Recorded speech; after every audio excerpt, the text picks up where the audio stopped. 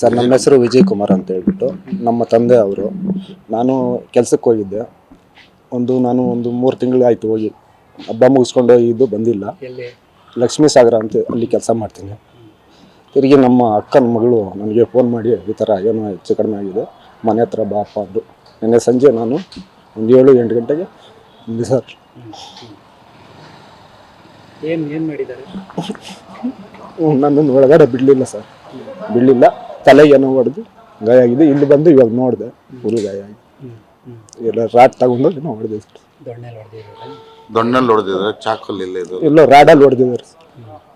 ಅಲ್ಲ, ಹಿಟ್ಟಿನ ದೊಣ್ಣೆಯಲ್ಲಿ ಹೊಡೆದಿರೋದು, ಚಾಕಲ್ಲಿ ಸರ್ ಇಷ್ಟು ಮಾತ್ರ ಆಗಿದೆ ಸರ್. ಈಗ ಅವ್ರೇನು ಏಜ್ ಆಗಿತ್ತ ಜಾಸ್ತಿ? 74 ವರ್ಷ ಸರ್. 74 ವರ್ಷ. ಮನೇಲಿ ಇರ್ತಾಯಿದ್ರು. ಶುಗರ್ ಪೇಷಂಟು, ಎಲ್ಲೂ ಹೋಗ್ತಾ ಇರಲಿಲ್ಲ, ಮನೇಲೇ ಇರ್ತಾರೆ. ಅಲ್ಲ, ಈ ಥರ ಮಾಡಿದಾರಲ್ಲ, ಏನು ಅನುಮಾನ ಏನಾಗಿದೆ? ಇಲ್ಲ ಸರ್, ನಮ್ಗೆ ಯಾರ ಮೇಲೆ ಅನುಮಾನ ಇಲ್ಲ. ಮತ್ತೆ ಯಾತಕ್ಕೆ ಮಾಡಿದ್ದಾರೆ ಗೊತ್ತಿಲ್ಲ ಸರ್, ಯಾರಿಗೆ ಮಾಡಿದ ಯಾತಕ್ಕೆ ಮಾಡಿದ್ರು ಅಂತ ನನಗೆ ಗೊತ್ತಿಲ್ಲ. ದುಡ್ಡು ಕಾಸು ಏನು ತಗೊಂಡೋಗಿದ್ದಾರೆ ಸರ್. ಇತ್ತು, ನನಗೂ ಹೇಳಿದ್ರು, ಒಂದು ಟೆಂಪೋ ತಗೋ, ನಾನು ಸ್ವಲ್ಪ ಕೊಡ್ತೀನಿ, ನೀನು ಸ್ವಲ್ಪ ಹಾಕಿ ತಗೋ, ಇಲ್ಲೇ ಬಾ, ಇಲ್ಲೇ ಇರು, ಹೋಗು ಅಂತ ಹೇಳ್ತಾ ಇದ್ದೆ ಸರ್.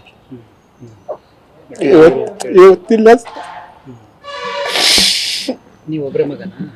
ಹೌದು ಸರ್, 2 ಹೆಣ್ಮಕ್ಳು ಎಲ್ಲ ಬೇರೆ ಬೇರೆ ಇದ್ರು.